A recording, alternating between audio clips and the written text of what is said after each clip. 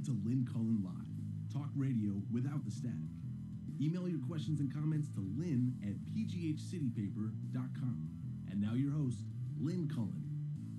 Hey there, how you doing? Welcome to the program. It's, what the hell? It's November 6th. Yes, it is.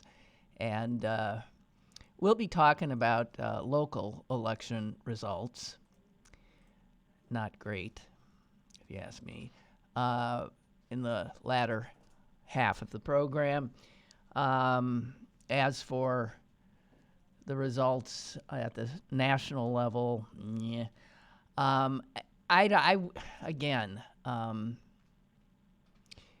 there's no surprises.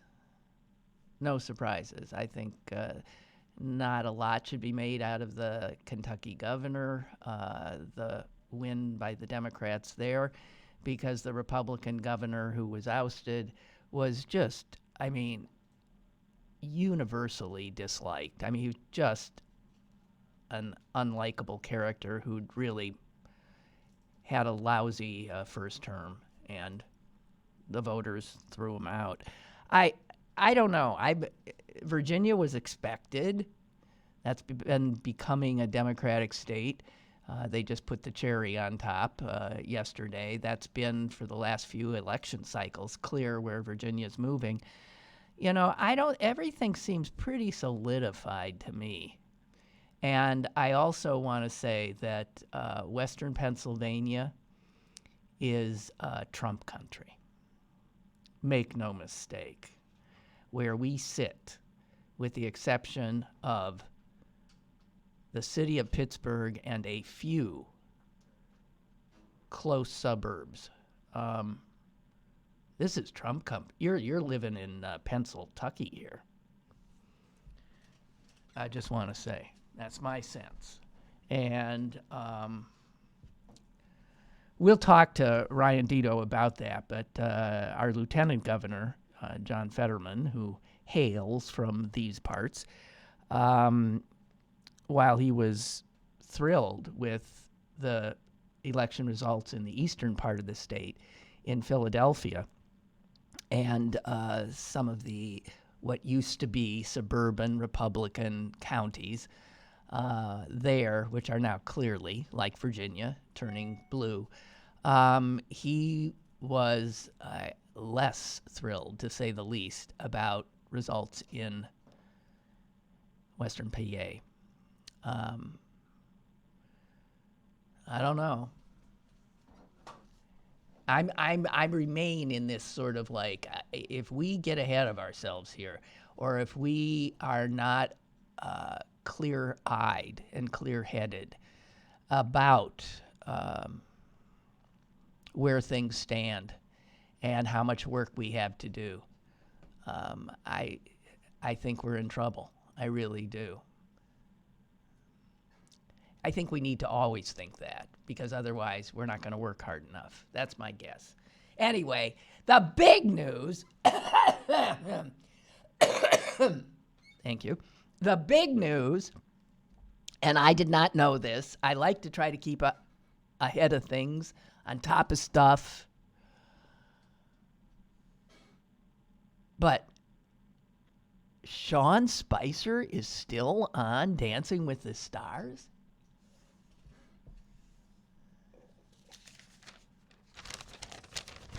New York Times today, ladies and gentlemen. What's happened is that the dance critic for the New York Times, who I'm sure does not deign to watch Dancing with the Stars, apparently has.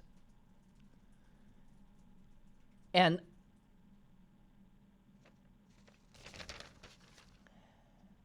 I'm just saying. Now, I think this should be part of the looking ahead at where the Republic stands. If Sean Spicer, without a doubt, perhaps the worst dancer in the history of the program, is still on the show, it's in the 7th week?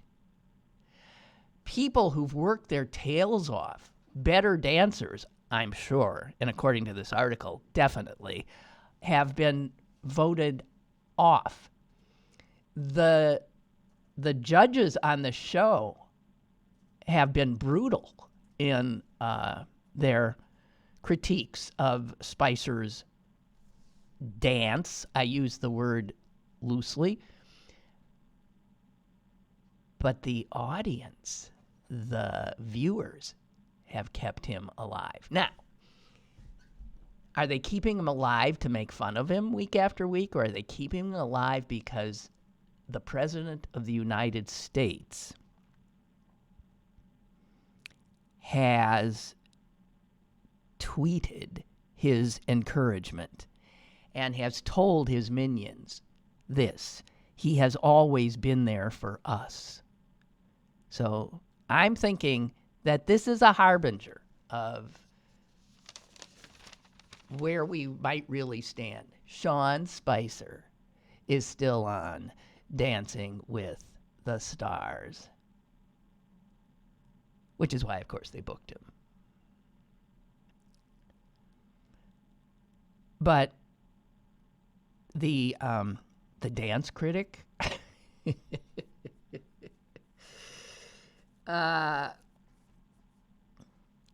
says this: bad dancing by a non-professional can be disarming. It allows you to see the truth within the body that then reveals the character. But Spicer, I have some tickets here at the front desk for the PNC Pops 2019-2020 season. Revolution, the music of the Beatles, Friday, November 1st. Revolution, the PA is saying here. Did you hear that? Whoever wants these tickets, come to the front desk. Well, thank you, Rodney. That's the receptionist out at the front desk trying to get rid of some tickets to something at Heinz Hall. Revolution. Okay. Just a little more on the New York Times dance critic on Spicer. He hides behind an egregious smile, parting his teeth to make it look as though he's been caught mid-laugh. And there's a picture, and yeah, that's what it looks like. He's as stiff and two-dimensional as a sheet of cardboard with feet that move as if stuck in slabs of cement and arms that look like they're still gripping the lectern. Well, just saying, I could not believe it. That was my big story today. Sorry, we might as well all go home now. So Joe Biden was in town last night? I don't know anything anymore. He was at Rich Fitzgerald, county executive's, watch party. Why? I don't quite get that. And I wonder if the vice president, former vice president, was looking at the tallies of the area in which he spent the evening, because I wouldn't be happy. I don't know. Maybe I'm just being a little negative, which is true. Hey, catching up on some things that happened on yesterday's show, and then my email went down. I do have 2 emails I want to share. One in regards to the story I was talking about how the NRA has these gun raffles in schools where they lay out all these, death dispensing weapons that are used in shooting up schools, in the schools, for fundraisers, and that these really haul in millions and millions and millions of dollars for the NRA. How repulsive. And they're starting to get pushback from schools who just don't want to see that kind of firepower in the school. And Tim wrote this. There are gun raffles all over rural Pennsylvania on a regular basis as fundraisers for many things, including high school football teams, volunteer fire departments. I know this to be true, but there again is Pennsylvania. That's where we live. And those of us city dwellers, can really get confused about what's happening in the country that we live in, because we're in our little bubble. And there's that, those maps that show America just red because the rural areas are just Trump country. Doesn't matter that his trade wars have just taken down so many farmers. There are more bankrupt dairy farmers in Wisconsin right now than there have been in decades. Manufacturing is down in Wisconsin. You would think that those two huge constituencies in that important state for Trump would mean he's going to lose. How is he going to hold Wisconsin in 2020?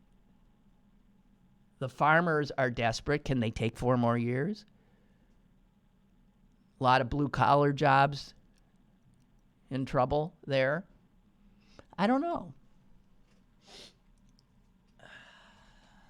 But they keep voting for him. They stick with him. Just like his people are sticking with Sean Spicer. They do stick.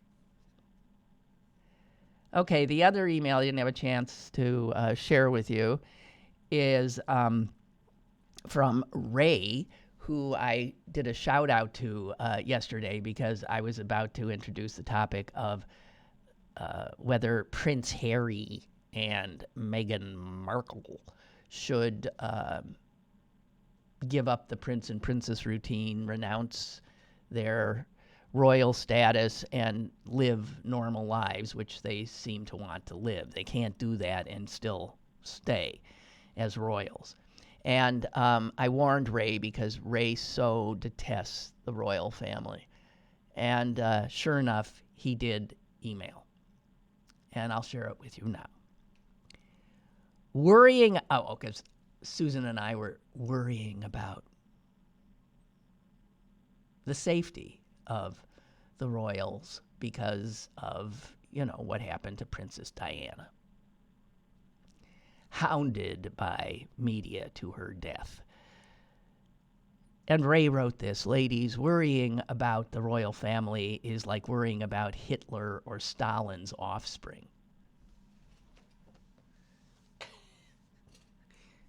Ray, normally you're a pretty even-keeled fellow, but, you go so over the top on these royals.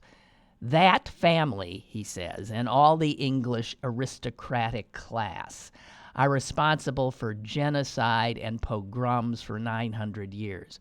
Ray writes mostly as an Irishman.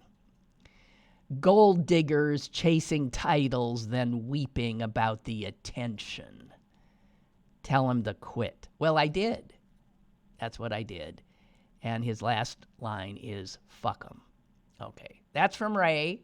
Just getting his 2 cents worth in. God. So I guess Gordon Sondland decided he didn't want to go to jail. He likes President Trump. He's willing to give him $1 million and so that he gets to play ambassador to the European Union and hobnob with all these, movers and shakers. But some lawyers whispering in his ear apparently said to him, hey, they're going to get you because every other person has refuted the testimony you gave and you were under oath and, you could go to jail. So he he remembered all of a sudden a whole bunch of stuff that he couldn't remember 2 weeks ago. Oh, right. That's right. I forgot. Yes. I did tell that guy, that we weren't going to give them the weaponry they needed to fight the Russians if they didn't give us what we wanted, which was for them to publicly say that they were investigating the Bidens. So strange that he had forgotten that before and then all of a sudden remembered it, but we got Gordon Sondland saving himself, and it'll be interesting to see if he remains in that position. I don't know.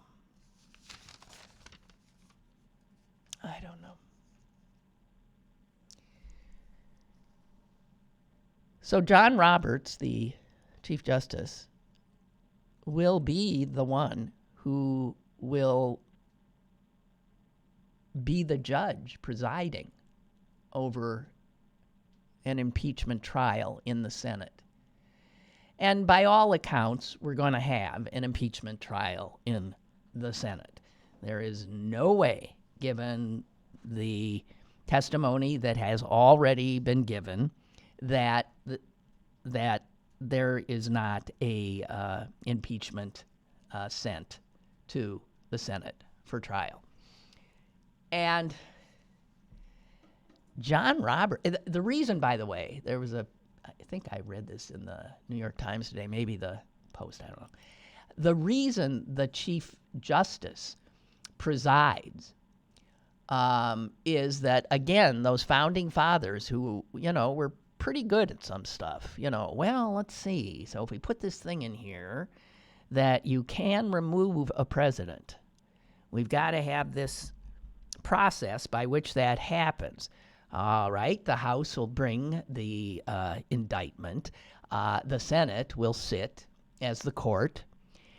But the guy who usually oversees the Senate is the vice president. That is who does, because he can break tie votes and stuff. Well, the founders thought, wait a minute, you can't have a vice president sitting as the judge in a trial in which the president could be removed from office. I mean, the vice president then would become the president, and so you can't have somebody who's got so much skin in the game, so much potential consequence for him to preside. So that is why they realized that they had to tap into the third branch and get the Supreme Court Chief Justice to preside. What's interesting about that in many ways is that John Roberts has never, even though he's the Chief Justice, the highest judge in the country, he has never presided over a trial. So, he might be a little nervous. I'm just saying, you might want to watch him. I remember when Rehnquist, then the Chief Justice, presided over the Clinton impeachment trial. There was all this hoo-ha about would he wear his fancy-dancy things he had stripes on his black, all this stuff, because he was a pivotal figure. He rules on anything that needs to be ruled on. John Roberts wants this job like he wants a hole in the head, believe me. It places him in a position that is a no-winner, no matter what he does. We know he doesn't like Donald Trump. And Donald Trump has given him a court that is suspect. And Roberts ain't happy about that, and Trump has also denigrated the judiciary with regularity. And the Chief Justice, who likes to stay in the shadows, has been angered enough by some of what Donald Trump has said about the judiciary that he has openly spoken out and pushed back, famously saying, "There are no Obama judges," meaning just because a certain president put you on the bench doesn't mean that you then judge in a politicized manner. Of course, that is true of a lot of judges, that they call them as they see the law applied. But there's a lot of judges, and these are the ones that are now packing our judiciary, polluting it. The biggest and most important prerequisite for a Trump judge, federal judge, is not, are they qualified? God knows, because a whole bunch who are not qualified have been signed off on. It's that they're young. I mean, pretty soon we're going to see judges like 17 years old with life tenure. They're young, like early 30s and things like that, where there's no way that they can have the experience and gravitas that should be required of somebody in a totally lifetime tenured position. So John Roberts, no matter what you think of him, is a more honorable man than Donald Trump. But of course, who isn't? And I'm sure Trump is somebody he would love to have removed from office. I am sure. So John Roberts is going to be very unhappy during this trial, I just want to say, for whatever that's worth. And in my now rare moments of feeling upbeat about where all of this is heading, I have thought that, my God, if enough evidence, I mean, it's just so clear that we know this crime was committed by the president. We all know it. They even know it. So now they've backed up and said it's not a crime, when it is on its face. So if you already have essentially a jury pool that is totally polluted and has already made up its mind, refusing in any way to allow the facts to alter the verdict that they will decree, then, I mean, this is, I don't see Republicans breaking. I every once in a while thought, maybe there will be a conviction. Nah. And you heard it from McConnell yesterday, I believe. I think he said, if the trial were held today, there's no doubt in my mind, Trump walks.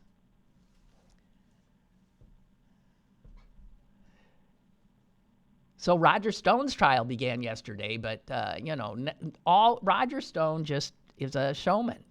And if he has to, I guess, puke all over the defense table, to do the show, that's what he's going to do. Raise his hand and say, I got to go to the bathroom, and spend an inordinate amount of time in it, and then coming back and saying, I think I have food poisoning. Whatever. I mean, if there was truth in the fact that he was feeling ill, I would suggest a more likely reason is He's scared shitless. Right? Yeah. I would say, Roger, it's anxiety. It's not food poisoning. It's anxiety. Somebody give this guy a Xanax. Really. So, there's that.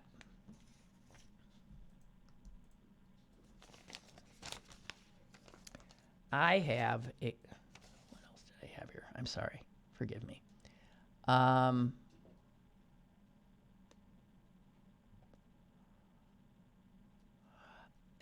Does anyone know what this is? This was just a tweet that this is when I realized that Biden was in town. While the votes were being counted last night, Biden attacked Warren. So this, in his, I guess, there with Fitzgerald, Biden attacked Warren for elitism. What? So that's the kind of talk that Republicans use. You know, these coastal elites. Oh, yeah, she was a Harvard professor. These elites. But for Biden to be trotting that crap out, it's a the Republicans own that word, right? So Biden, it says here, attacked Warren for elitism. And this was so he came in for a fundraiser, not just to watch tallies with Rich Fitzgerald. And it says the fundraiser featured the president of Pittsburgh developer Castlebrook Development. What are they? Maybe Ryan might know this. And also the chairman of Millcraft. Now, I thought that, okay, what do I know? But you see then Biden hitting up the boys with big money there and attacking a fellow Democrat as an elitist. I don't know. I don't get it. And I really fear that if Biden is, I really do, if Biden is our, I don't care what those friggin' polls say, if Biden is our candidate, I think Trump could eat him alive. Biden is just not that sharp. And he's old now. He's old and not that sharp. I mean, come on. We know Biden, given to gaffes. I worry about him. I mean, man, if he is the nominee, I will work my tail off for him. But, geez, I think he's one of the weaker candidates we could put up. I'm increasingly thinking Amy Klobuchar. That's how I really am. Drop back a little here. Go moderate. Get all those independents. Don't scare them away. We need them. I'm just saying. I don't know. Nervous wreck. All right. Ryan's not. Has anyone seen Ryan today? He better show up. Seriously. I mean, he better show up. I don't know why it is, Ryan is like crazed about cars. He hates them. And just his whole thing is about public transportation and, and making things nice for bikers, cyclists. And I don't know what it is that now that he comes on Wednesdays, every Wednesday I see these articles in all the papers I peruse, and they're always about bicycles and death, underscoring what his, concern is. But so I did also want to talk to him about that, but maybe he's not here. And if he's not, Jesus, This could be a short. Speaking of cyclists, bicyclists, cyclists. When I say cyclists, can that be a motorcyclist? Because that's a biker. On the other hand, maybe it's not. Here's Ryan. Is the proper synonym for someone on a bicycle a cyclist, or is it if I say biker, what do you think of? You think of a motorcyclist. Yeah. I mean, I like biker, but I think some people get confused and they think it's a motorcyclist. So cyclist is a more. But why? But cyclist could be a motorcyclist too. Not in your head. Cyclist means bicycle. Yes. Yeah. And biker. I mean, that's a little crazy. And biker does not mean bicycle. I think in my head. Yes. Biker means somebody who rides his bicycle, pedal-powered bicycle, to work. But I think to a lot of people, biker means motorcyclist, someone who rides a Harley Davidson or something. It's a Hell's Angel. Yeah. It's a biker. But cyclist is a lot more straightforward in that it's almost always someone who rides a pedal power. I stopped in the Strip District because you can buy anything edible in the Strip, and I was looking for a crow for you to eat. What about Middleman? Oh yeah. Whoa, what a shock. Honestly, I mean, it wasn't a shock that Zapala won, right? But man, when you look at the map, like the total wipeout in the suburbs, complete wipeout, right? Like this was the I'm going to be talking with a election guy later, and we're going to write a story about this. It was impressive. It was an impressive victory for Zapala for sure. Run by his little son who doesn't know anything, who goes with his Republican girlfriend. Oh, are you making fun of me? Yes, I am, because you got my hopes up.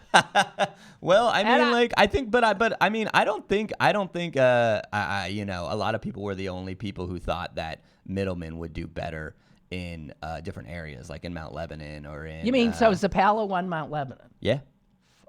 Did Middleman won only in the city? Basically, and not even all of the city, not even the southern suburbs. I mean the southern and neighborhoods like Carrick and Overbrook and stuff like that. Okay, she won the East End for sure. Oh, for sure. East End, North Side, did okay in the West End actually, which is more conservative too. But East End, and really the only suburbs that she won were black suburbs, like Wilkinsburg, Penn Now, why Hills. would that be? It wouldn't have to do with Zapala's record. Yeah, and but even in McKeesport, which I looked at, even in McKeesport, which has a growing black population, not good. She only won like 2 or 3 precincts, and there's a lot of little precincts in McKeesport. There's a lot of precincts in McKeesport. It's an old kind of legacy city. I think that's like the biggest shock. I think that's a shock. I just want to say something. Yeah. Pittsburgh ain't Philly. Nope. You're right. Philly. Well. Allegheny County isn't Philly. If you compare county, right? Okay. Because Philadelphia is a county. All right. Technically. Okay. Yes. Okay. Yes. Allegheny County ain't Philly. Nope. And Allegheny County, we're living in, and I said it, we live in Pennsylvania here. And in the city. I'm not even going to argue with you that much today about it. It's only Philly that's going to save us. Philly and its suburbs. But Fetterman is worried. Did you see his tweet? No. Did I read Fetterman's tweet right? No, please show me. I guess I could just look it up. No, here. Where is it? God dang it. Come on. Okay, tweet by John Fetterman. Here it is. He says, we had some amazing results in Delaware County and Chester, right? Mm-hmm. County. And are to be congratulated, but significant losses in southwestern PA. Yeah. Trump will be formidable in 2020. The path to a blue Pennsylvania runs through, what does he mean by that? All of these Republican counties. Yeah. Like the margins, getting basically well- like doing well in those areas. Yeah. And this is bad. And then he said he feels sorry for, there was another tweet that I don't have here, for, did the judge win? Amanda Green Hawkins? Yeah. I don't think so. I don't think so either. Yeah. He said he was sick about that. Yeah. Yeah. She was supposed to win. I guess. I don't know. Was she? Yeah. I think in 2015 we had a similar thing happen too, right? Where 2017. In 2017, we had a similar thing happen too. In these municipal races, you saw Republicans, Sally Mundy, I think she was on the Supreme Court, when in a lot of kind of ancestral Dem areas, the Republicans. But at the same time, so you had that in 2017, and then in 2018, you had the Democrats do really well I think it's a little bit. I think sometimes we look a little bit too much at the comparison between elections, but I'm not going to sugarcoat Dems' chances in the collar counties of the Pittsburgh area, like Washington County, Westmoreland County, Beaver, Green, Green, yeah. That's Trump country. Yeah. Oh no, for sure. No, and Allegheny County itself has a lot of Trump pockets too. Yes, but just to be fair, Allegheny County councilor, a Democrat, killed I know. in the South Hills, Right. 60-40, right? That's the only thing you called right. She's so mad at me. Hey, it's a lot of work. I don't think, it's a lot of work. I mean, for one, we've never seen an election like this one before, where you had a cross-file Dem run against an independent who actually had a real campaign. There's nothing to compare it to. Now we have a comparison. Now we see the split, right? This really showed the split that exists in Allegheny County, which is urban-suburban. Like, there's just no other way to say it. And so you have this, you have this split. And one, we also don't know what this is going to mean moving forward, because straight ticket ballot voting is going away.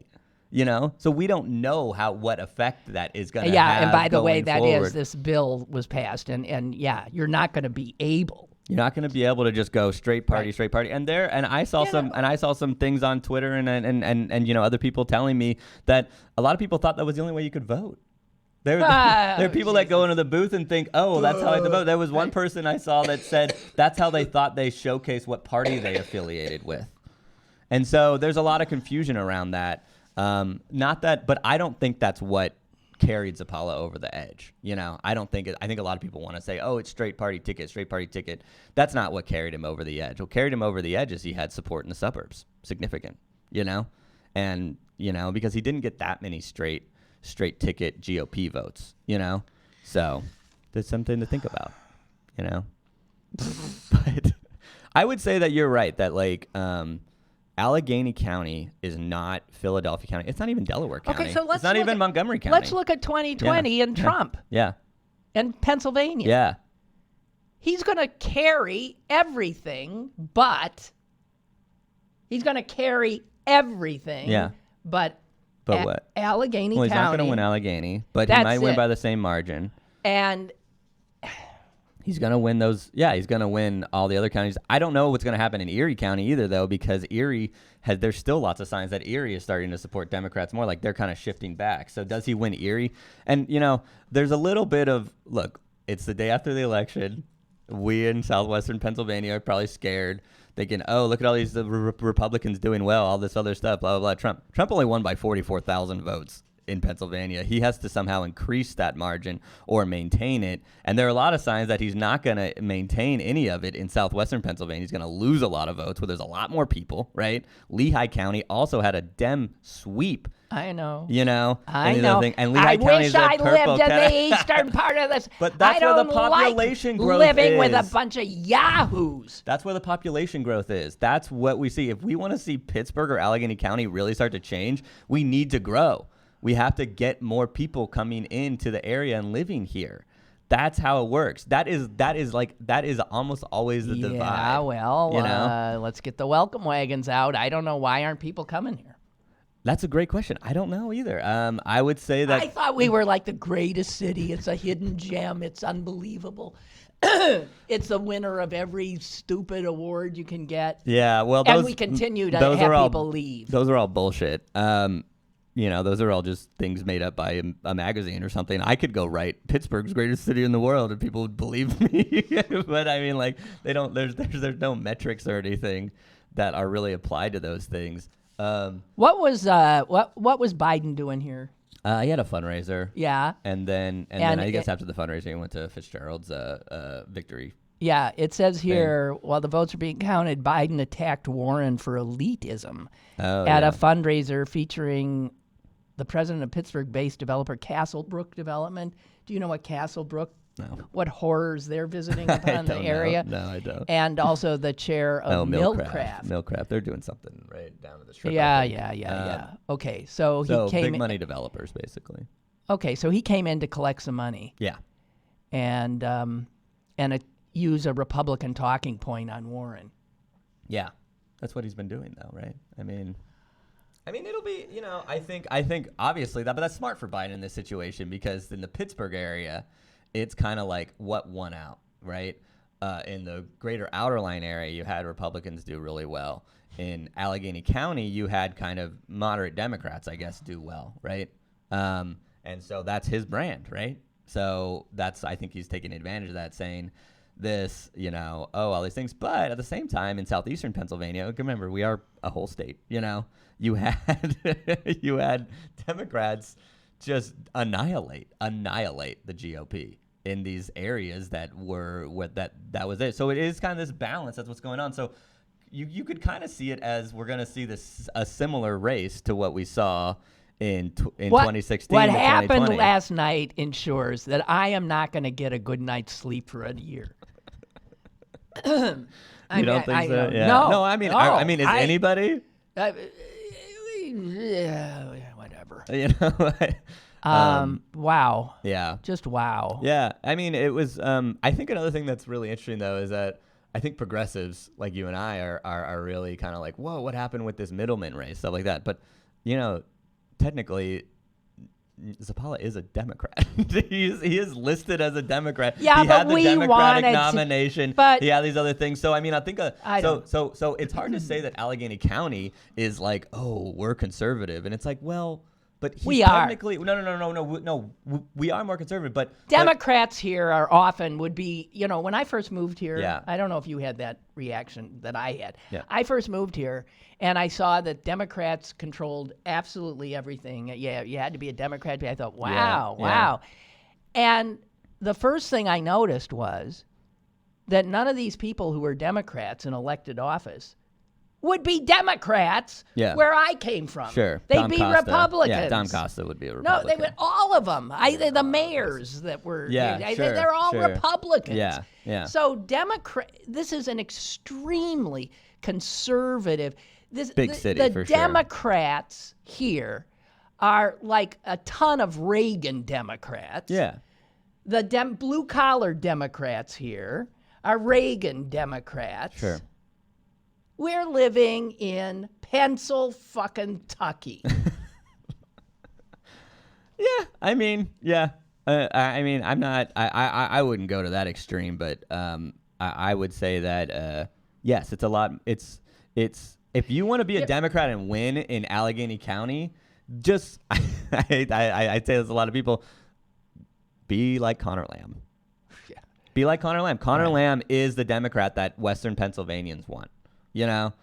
Maybe not the city of Pittsburgh, right? I mean, they don't. But if you want to win in the suburbs, which are shifting, there were municipal races won by Democrats in Upper St. Clair. There are municipal races won by Democrats in Franklin Park. These areas that were deep red. So it's not like they're not changing, but they are not just doing a huge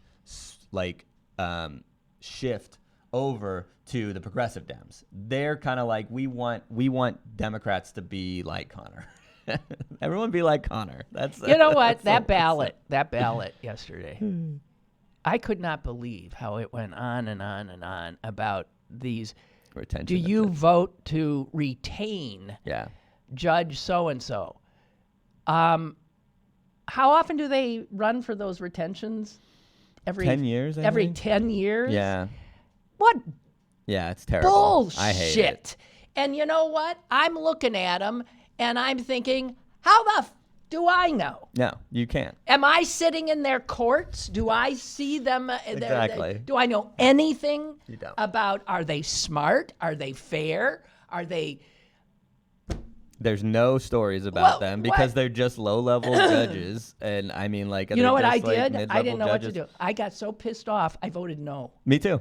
You I, got- vo- just- I did. just- I no, told, no, I told no. Steph for all of them. I said, just vote no for all of them because the system is stupid. Yeah, Like, because it's they really all dumb. win. You can't. They decide- all win, so just vote no. Yes, because they're always all gonna win because the question of retention is like, because to frame it as not as candidate versus candidate, and to frame it just says, do you want this person to stay or not? They have to be like mired in terrible controversy for you to be like, no, I don't want them to stay. You know, Right. Which is crazy. Well, yeah, and so no one is ever gonna do that. And So that's a again, lifetime. Once you get that, once you win a judgeship, Yeah. you're in. for Yeah, life. yeah. Unless you're just mired in terrible Well, controversy. you'd have to. You'd have to be like Porngate, like what happened with the Kathleen Kane stuff and that, you know. So I mean, I guess I was protesting the fact that I don't have a clue, and this is a stupid way. Yeah, it is stupid. It's very stupid. I think it's really stupid. I am so pissed off. I also think tell. what's interesting about the Superior Court races, if you look at the breakdowns, they are so close. Almost all of them are 25%, Yeah, and it's right. just like a little bit of thing. It's like this is also Right, stupid because right. it's basically just like party get out. And I think what hurt Amanda Green Hawkins is that she wasn't recommended by the state bar association or something. So those are like the little things that can have you win because you get right because like the state court or bar association does recommendations for these candidates. She wasn't recommended. No, she apparently didn't, they said that she didn't have enough experience basically, and so. And we'll make sure she doesn't ever get Yeah, it. either. and so the other Democrat was highly recommended, and he got the most votes, and then the other Republicans were both recommended, and they got more. So votes. who won? The It's a split, Democrat and a Republican, I think. So we got that anti-abortion woman won? I don't know. Again, I don't know. I wasn't Heck. following these races closely enough. I got to tell you. There's so many. You know what? I just I'm not happy. I didn't expect you to be, you know. It's a lot of work, you know. I think a lot of it too is like there's a lot of work. It would have been really interesting to see the same race we had for district attorney we have now in the Democratic primary. I think that would have been really, really interesting. I think what's really interesting to me is I'd love to hear more from people who supported Zapala and also what their thoughts on criminal justice are in the country. I think that's one of the biggest things. They for don't me. have a clue. And so, yeah, and you know, for me, you have all this narrative around Republicans caring about criminal justice, right? Oh, and this, yeah. Trump's a criminal justice guy, and Guy Reschenthaler supports criminal justice. And yet, the real criminal justice that happens, the real change in criminal justice system that happens in our country is through district attorneys, because they're the ones that have this huge discretion Correct. over what they can That's right. do. And Zapala thinks it's 1822. And that's what's really interesting to me is that are people This is going in such there a thinking about backward criminal place. justice or not? I don't think people understand what DAs do enough. Fine. I think we need a The whole campaign. job that's what this was Yeah. about. And I know the state ACLU is really pouring a lot of stuff into educating people around these Have issues. a lot of work to do. We have a ton of work to do. Okay, did you know? I'm really into dead cyclists now because No. of you. Oh, I mean, I'm woke. You're woke on. Oh, you are. Oh, I love it. So the National Transportation Safety Board, realizing that there were a lot of dead cyclists around, has finally looked into it. Finally. Did you see this? No. Here's the safety board chair. If we do not improve roadway infrastructure for bicyclists, bicyclists will die. Great quote. He's right. Or she. What's your guess? It's the Trump administration. He. Thank you.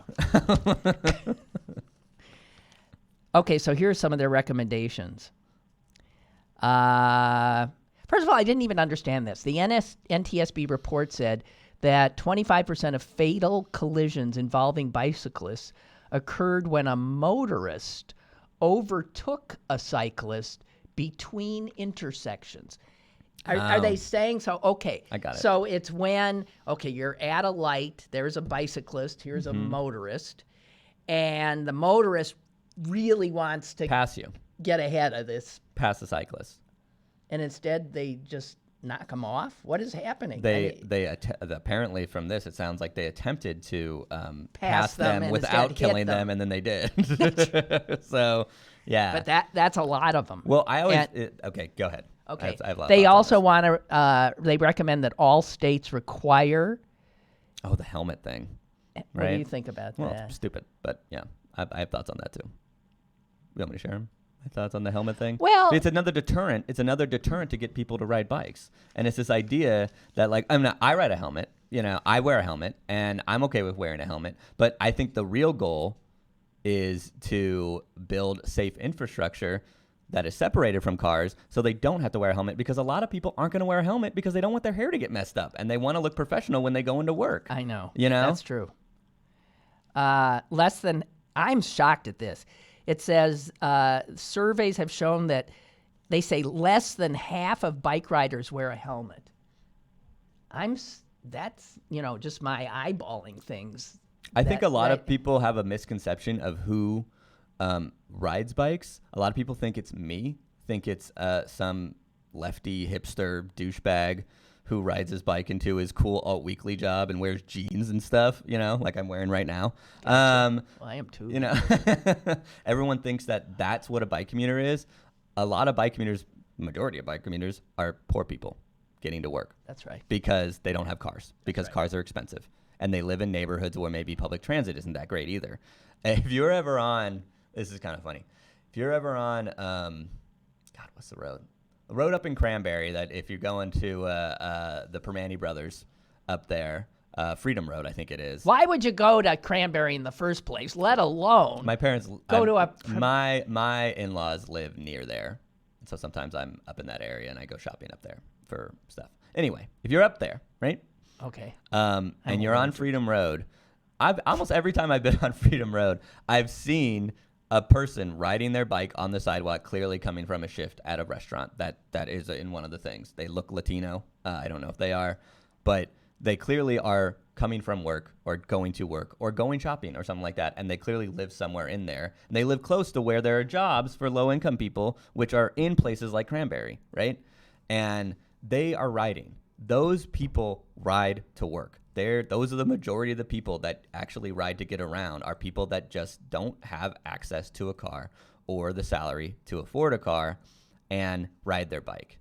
And I think that people have a huge misconception about who it is. They want to degrade bike commuters as they're some like uppity hipsters that are just like jerks or whatever. And a lot of times it is just poor people getting to and from where they need to go. And so we need more infrastructure for them. And I think the thing about what's so interesting about the all these collisions that are happening in intersections, even in Pittsburgh, but this is true everywhere in the country.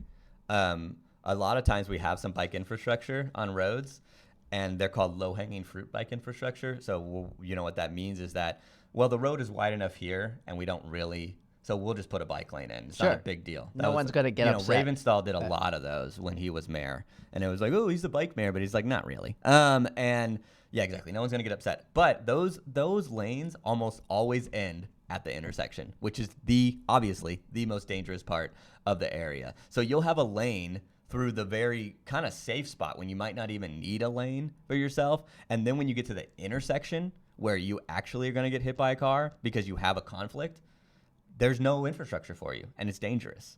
It happens. I notice it every day. And it's so frustrating because I always think, man, it's so great that we have the infrastructure and right at the most dangerous part of when we're gonna ride. And yeah, it's really frustrating. I was thinking, I would not. When I moved here, I had a bike, but I took one look at Pittsburgh and said, "There's no way I'm riding my bike around here," because it appeared to be dangerous to me. It is. And the roads were not kept up well, Yeah. and they were tight. Yeah, they're and narrow. I thought I almost died once in a bike accident myself, and I am very skittish. I mean, I Yeah. just because of that, and I thought I'm never gonna ride a bike here. You just made me realize that I can afford not to ride a bike. That a lot of people might say, I'm scared to ride a bike. Yeah. But that is the only way I can get to a job. There's also studies. So you take your life in your hands Yeah. to when I can say, well, no, I'll just take my car. Yeah. Yeah. Also, there's studies too that show that a lot of people want to ride bikes because it's enjoyable, it's cheap. But they're afraid. But they're afraid. Yeah. And they need protected infrastructure. And this is Yeah. why it's so frustrating. People get so mad about that protected lane on Penn Avenue. Yeah. They go, "Oh, it's causing traffic," which it isn't. And it's so terrible. And where am I gonna park and all this other stuff. That lane saves lives, and it encourages people to actually ride. It gets hundreds of people a day. In the summer, sometimes 1,000. It gets a lot of people to ride, and it's not even that good. It only goes for like a mile. It doesn't even go all the way to the neighborhoods where people live. It should go all the way to Lawrenceville. It should go all the way to Bloomfield. That way, all the people who live in those neighborhoods can actually safely commute. And that would encourage so many more people to ride because they feel like they have their own lane. We give their own lane to cars. Like, why can't we do the same to cyclists? Like, I pay taxes. Everybody pays the same taxes for those things. 98% of car, like so many people who ride bikes actually own cars too, except for obviously the poor people that don't. But a lot of them do. So it's like this weird thing. I don't know. It's really frustrating. And I hope that people realize that people are getting killed and that maybe we don't want to live in an area where we just either discourage people from riding their bike or ensure that their ride is going to be deadly, I think you answered this once before, but why isn't there a bike lane on the busway? Because when they built the busway, they didn't widen it at one section enough that would have room for a bike lane. So there's no room for one right now because you have to be clear of the buses. It gets narrow. I don't know where the section is, but I think it's near Bloomfield because there's a pretty narrow spot there where because you have the train right away, you can't do anything with that, right? Right. And then next to it is where we have the busway, and there's a section where they needed to basically like carve into the canyon wall or something like that. And if they would have done it then, it would have been not that expensive. But if they try to do it now, it's going to be a lot of money, and that's why they don't have it. And I also say too that riding on the busway would be shitty. It'd be like riding next to a highway. And so you're also not near amenities. So it's basically only for commuters. It's not actually like I'm going to go shopping on my bike, because that's really the goal, right? Is to try to do stuff on your bike to be like, oh, I'm going to go meet a friend. But if it's only on the busway, then it's only from like basically East End downtown. That's it. And it's just a commute between those two areas. And it's not actually like, oh, I'm going to go visit Bloomfield Business District. Oh, and then I'm going to go ride my bike to the Strip, those areas. And so, that would be my take on the busway. We can just build protected bike lanes. It just means taking up some parking spaces. That's it. We just have to maybe get over. That's the problem, right? It's parking. It is. And so car culture is the reason that we don't have these nice things, is because so many people are like, I need to park right next to where I'm going to go. But guess what happens when an area gets too popular for that anyway? You end up driving around like an idiot for like 10 minutes looking for a parking spot. And you could have just ridden your bike there in the time that you were like driving around like a dum-dum. And so I just like... It's this weird thing, and it's like it's that logical thing you try to like teach people about, but it's really hard because it's cars and driving is so emotional with people. Well, okay, we got to wrap this up. But back to the election. Yeah. So the woman on the bicycle Yeah, she won. who flipped off the president flipped a seat. It's pretty cool. Yeah, flip off, flip a seat. Yeah, she flipped a seat. Also, man, if you want to be a Dem, then you want to flip seats, go to Virginia. My goodness gracious. Well, but that's, yeah. That's been, you know what? That's been happening over time. Yeah. Right. Yes. But I don't see Pennsylvania is that. going to stay purple because you have areas that used to support Dems starting to support GOPs, and then you have the opposite in other areas. I still think people shouldn't get too nervous about Dems' chances in Pennsylvania with Trump, because you're talking about such higher turnout election, and a lot of people really don't like Trump, even in Pennsylvania. They don't like him. We're not talking about a who's on the ballot. I'm going to walk into the booth and not even know who's on the ballot. That's really was a lot of these municipal races. Well, so it's a little bit of apples and oranges, but you're not wrong. It's about, also tribal. Yes. And it's going to be, if it's just tribal, this is a squeaker. Yeah, it is going to be a close race for sure. There's no doubt that it's going to be close. Well, I'm going back to what I said. I am not going to sleep again. Until after the election. And even then, I might not, right?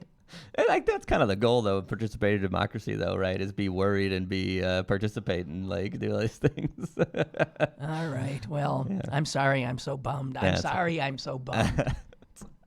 Don't listen to him. Don't listen to me. Yeah. I'm a dum-dum. I don't know what really. I'm talking about. So much for prognosticating. Hey, I would just say, like, Chris Potter and these other people, too, were kind of like, this is going to be a close race, all these other things. So I wasn't the only one who was wrong, okay? Yeah, okay. Chris Potter, Ryan D. Don't listen to a thing they say. All right. Bye. Bye. He's got to get on his bike and go somewhere. I'm getting in my car and going somewhere. Bye.